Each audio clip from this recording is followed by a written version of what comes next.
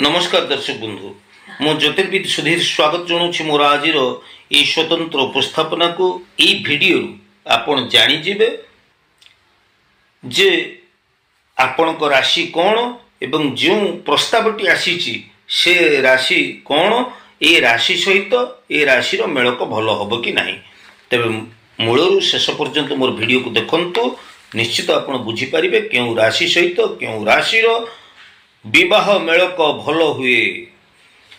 देखंतु दर्शक बंधु मेष राशि पाई मेष मिथुन कर्कट मकर कुंभ अति शुभ होता है। मु आपण को मोट पर राशि मेलक कथा कहूँ एवं विवाह जो अष्टकूट मेलक विवाह दश मेलक भितर अष्टकूट मेलक आदि को विचार करने को होता है ताहा तो भिन्न प्रसंग। तेबे आपण मोट पर केमती जानिबे जे ई राशि सहित ई राशि भल मेलक हब कि नहीं। वृष राशि पाई वृष कर्कट सिंह कुंभ मीन बिच्छा ये सबु राशि गुड़िकर मेलक भल होता है। मिथुन राशि पाई मिथुन कर्कट मिथुन सिंह कन्या मेष एवं मीन राशि मेलक शुभ होता है पुओ हो कि झुओ हो। कर्कट राशि पाई मेष वृष कर्कट कन्या तुला मकर अति शुभ होता है मेलक। सिंह राशि पाई सिंह तुला बिच्छा वृष मिथुन एगुड़िक भल मेलक होता है। कन्या राशि पाई कन्या बिच्छा धनु मिथुन मीन एवं कर्कट ये सब राशि गुड़िक प्रस्ताव जदि आसे मेलक भल होता है। तुला राशि पाई तुला धनु मकर कर्कट सिंह एगुड़िक मेलक भल होता है।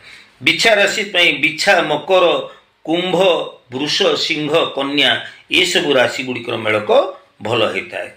धनु राशि पाई धनु कुंभ मीन कन्या तुला ये सब राशि गुड़िकर मेलक भल होता है। मकर राशि पाई मकर मीन मेष कर्कट तुला बिच्छा ये मानकर मेलक भल होता है। कुंभ राशि पाई कुंभ मेष वृष बिच्छा धनु ये सब राशि गुड़िक मेलक कुंभ राशि सहित भल होता है। मीन राशि पाई मीन वृष मिथुन कन्या धनु मकर ये सब मेलक गुड़िक भल होता है।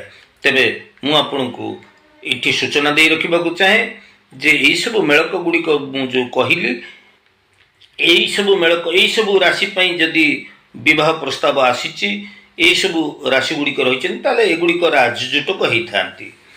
तेबे मध्यम शुभ कौन होता है देखंतु मेष राशि पाई बिच्छा धनु मीन ये मध्यम धरण मेलक हुए।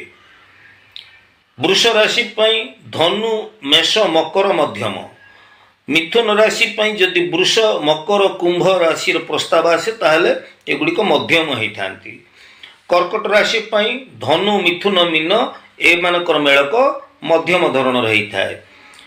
सिंह राशि पाई मेष कर्कट मीन एगुड़िक मध्यम धरण मेलक होता है। तेबे कन्या राशि पाई सिंह वृष मेष एगुड़िक मध्यम मेलक। तुला राशि पाई कन्या वृष मेष एगुड़िक मध्यम मेलक। बिच्छा राशि पाई मेष कर्कट तुला एगुड़िक मध्यम मेलक। धनु राशि पाई कर्कट सिंह बिच्छा मध्यम धरण मेलक। मकर राशि पाई कन्या धनु मिथुन एगुड़िक मध्यम मेलक। कुंभ राशि पाई कन्या तुला मकर एगुड़िक मध्यम मेलक। तेबे मीन राशि पाई बिच्छा कुंभ सिंह एगुड़िक होचंती मध्यम मेलक। तेबे अधम मेलक आमे काहाकू कहबा बा जो मेलक गुड़िक भल हुए नाही राशि मेलक से सब कौन आसंतु जानिबा। धरंतु पुरुषर राशि पुरुष लोकटीर राशि बा विवाह योग्य पुत्रटीर राशि जदि रही मेष राशि जदि आमर वृष राशि कन्या आसुची वृष सिंह कन्या तुला ये सब राशि गुड़िक जदि आसुची मेष राशि पुरुष लोक पाई विवाह प्रस्ताव ताले एगुड़िक भल नुहे ये राशि गुड़िकर मेलक भल हेबो नाही।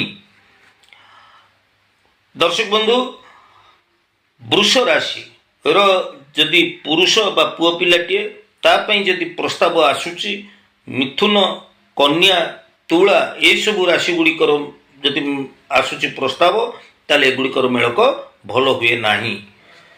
ମିଥୁନ ରାଶି ର ପୁରୁଷ ପାଇଁ ଯଦି ତୁଳା, କର୍କଟ, ବିଛା, ଧନୁ ଏସବୁ ରାଶି ଗୁଡ଼ିକ ବା ପ୍ରସ୍ତାବ ଗୁଡ଼ିକ ଆସୁଛନ୍ତି, ଏଗୁଡ଼ିକ ମଧ୍ୟ ମେଳକ ଭଲ ହେବ ନାହିଁ।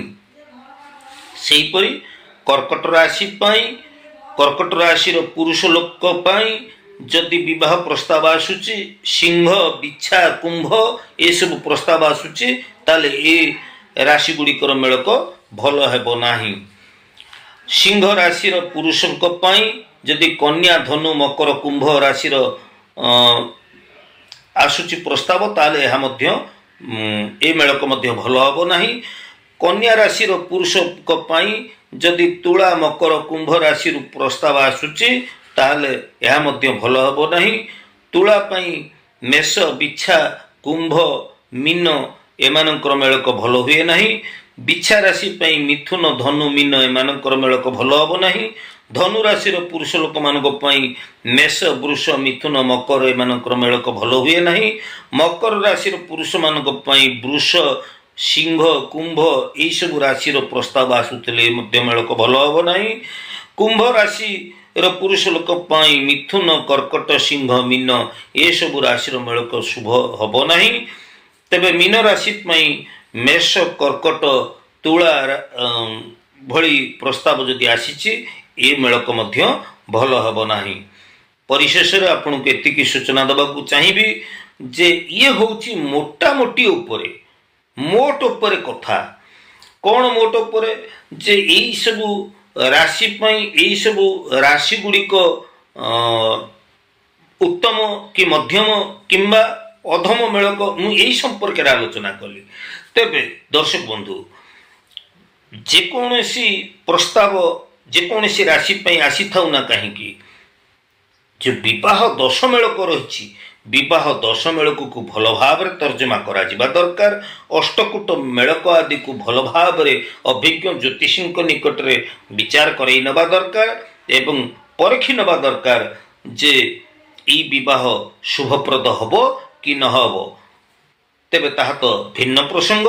ଆପଣ ଆଜିର ଏଇ ଯେ ଭିଡ଼ିଓ ଆପଣ ଦେଖିଲେ, ଏଇଥିରୁ ହିଁ ମୋଟାମୋଟି ଉପରେ ବୁଝିପାରିବେ ଯେ ଏଇ ସବୁ ରାଶି ପାଇଁ ଏଇସବୁ ଯେ ରାଶିର ପ୍ରସ୍ତାବ ଗୁଡ଼ିକ ଆସିଛନ୍ତି, ଏଇ ମେଳକ ଗୁଡ଼ିକ ଭଲ ହେବ ନା ମଧ୍ୟମ ଧରଣର ହେବ ନା ନାଇଁ, ଏଇ ମେଳକ ଗୁଡ଼ିକ ଭଲ ହେବ ନାହିଁ।